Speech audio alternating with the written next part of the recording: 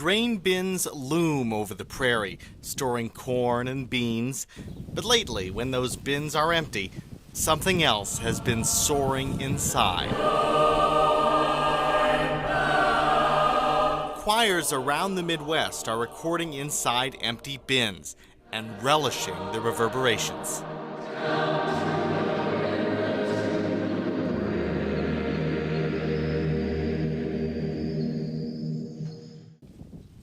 To understand the appeal, we called in an expert, singer Eric Burgett.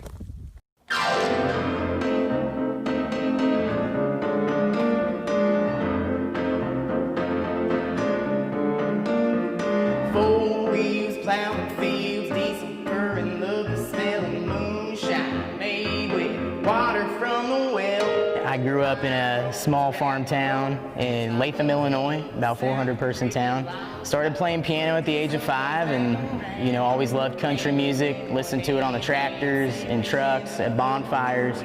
Made the journey to Nashville in 2012 and hit the ground running, writing songs and recording. That brick church is saved, where the choir sings, oh, hallelujah. We asked Eric what makes the sound in these bins special.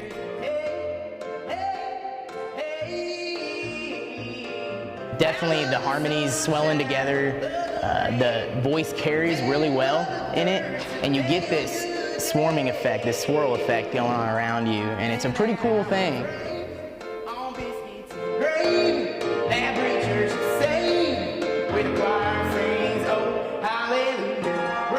And there's something besides the sound that makes this space stand out. It's really special to be involved in something like this because, it's my heritage, being from a farm family. It's really cool to really feel it and smell it and play inside one of these things, I gotta say. In Macon County, Joe Ostrowski, WAND News.